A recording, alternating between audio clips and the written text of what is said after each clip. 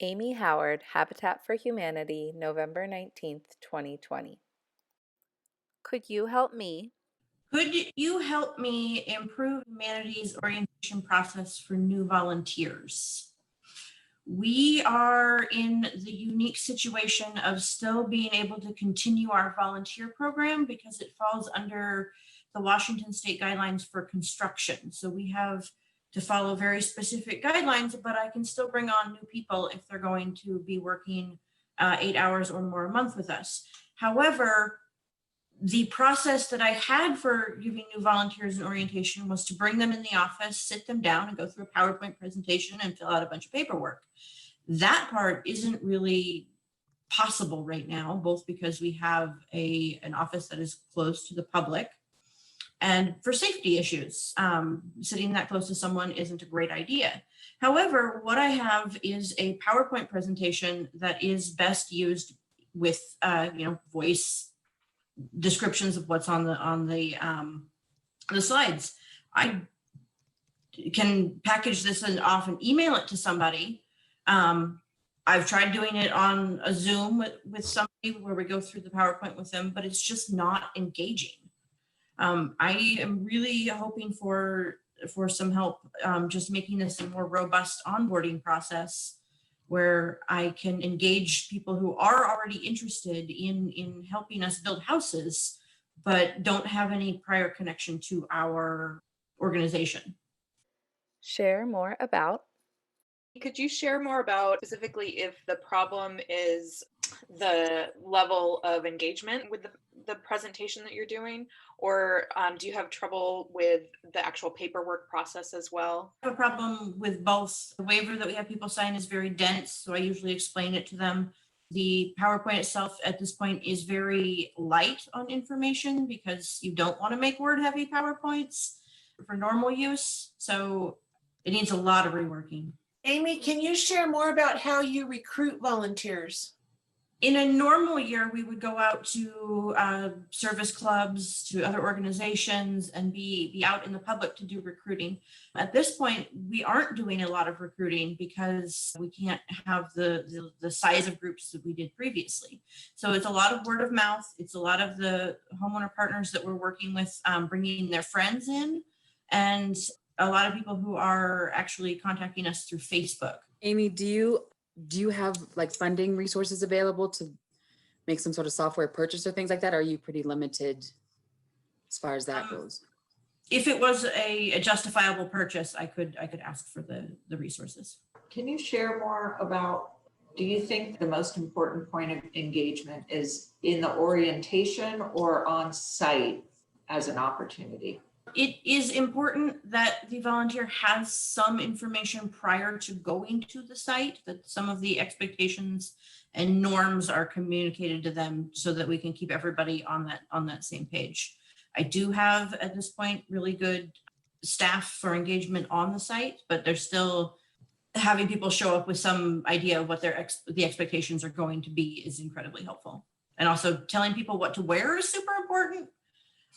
People who show up in flip-flops when you have to remind them to wear closed-toed shoes to a construction site. Amy, could you share a little bit about what actions you and your team need to take after somebody does the paperwork and orientation, but before they are able to start working on a site, and maybe how much time you need to do that? There's actually very little turnaround time. After someone does the orientation and I can get the paperwork into our system, they can actually be out within 2 days.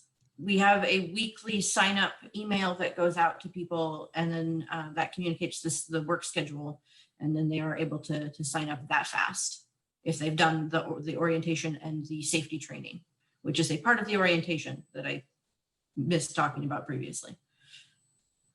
Amy, could you share if you have received any particular types of responses from your potential volunteers about the onboarding process? I have received some understanding that it's different and more frustrating right now, but also some feedback that it is frustrating, or that it, like I said, that waiver is very dense and people are having a hard time understanding what it is that I'm asking them to sign. There's a lot of missed connection right now also with trying to schedule something because of I also have a little bit of a reduced work schedule right now. So that frustration is the biggest feedback that I'm getting with that process right now. Amy, could you share if you have any other in-person touch points for folks like I know there's a Habitat for Humanity store, for example. Are there things like that open and operating right now? Our store is operating also at a very limited capacity. So we do have some folks that come in through there that indicate that they are interested in volunteering. So that's an initial touch point for some folks. But I don't also want to invite people into the store if it's not for, like, it takes up space because we're only allowed to have 12 people in the store tops. Can you share more about the things that your volunteers do? The major thing that volunteers are doing right now is construction, which is everything from, we just framed out a house and then now we're putting the sheeting on the roof. We'll be framing a second house in after Thanksgiving. We also have a Habitat store that's open. So I am trying to onboard people for working in the store as well, which is processing and customer service roles. Normally, I would have the potential for folks to work in a couple of other positions that are not currently available, which is another thing that is frustrating when people want to do those roles and I have to tell them no. It is a very weird thing to be a volunteer coordinator and telling volunteers no. This makes me think of This makes me think of our new hire orientation, in which we just have a predetermined schedule that runs through the year, 2 variations. People sometimes are present and sometimes they're not. And then that day is freed up for other stuff for that time slot. This makes me think of the challenges we've had at Western as we've transitioned our faculty very rapidly from in-person instruction to online instruction, and specifically the challenges around things like science labs, theater and dance classes, kinds of curriculum that don't lend themselves well to a Zoom meeting. This makes me think of dense legal or medical paperwork that are accompanied by a plain language explainer for folks. This makes me think of the challenges that people that we might be trying to engage with. This is what I've seen at Whatcom. They don't have the internet or the technology resources available to do some of these tasks. And that can definitely lead to a lot of frustration. This makes me think of Adobe, who just released is releasing in 2021 all of their apps on iPad and trying to make them as accessible as possible, keeping in mind the importance of good design to make interesting presentations and stories. Think about how I will have to redesign my research methodology because before I could observe the students in the classroom, but now I cannot do that. And I will have to redesign how I observe, the classrooms. This makes me think of my daughter, who is teaching pre-K online and having to keep the students engaged for 2 hours, which is very challenging online. This makes me think of what I've heard and what I've experienced about peer-to-peer recruitment and how that. This makes me think of volunteering. This makes me think of the beginning of COVID in March, the Whatcom Community Helpers group that formed solely online through Facebook and their own website to recruit volunteer helpers throughout the community. This makes me think of a design or a Google form that I want to write for our organization for volunteers, because we get a lot of volunteers saying we want to help, but we're too busy to even stop and show them what to do. This makes me think of when I need to fix something around the house and I have to Google it and watch a little video that shows me how. It makes me think of the digital divide in our society between those who came up in a digitally native environment and have sort of an ingrained digital literacy versus those who came up in a pre-digital era and have less comfort and familiarity with technology. This makes me think of how great it is to be working out of doors with a hammer or a paintbrush, especially at this time. This makes me think of Jimmy Carter, who at 95 years old is out there, in the trenches doing Habitat for Humanity, and how powerful that image is. Makes me think of those animated videos where they, like, in a creative way, show you something that may not be very exciting. You might try. You might try incorporating current volunteers into the orientations for new volunteers. Maybe they offer short video clips of their experience as a volunteer, or available for a question and answer with new incoming volunteers to talk about their experiences or questions they have. You might try reaching out to a local, like, high school drama group for some fun skits of what might happen if you show up at a construction site wearing flip-flops. We put a lot of photos into our orientation, so like flip-flops versus not flip-flops, and so that's kind of jazzed it up a little bit. We've also done highlights of the paperwork and like things that you should be aware of in our PowerPoints. We've also have like a paper that people sign saying they'll read the things later, so they don't have to sit there and read through it all in that moment. In any of the communications that you use, whether it's a video or PowerPoint or whatever, but you might try focusing on what you want, not what you don't want. Try using a surrogate.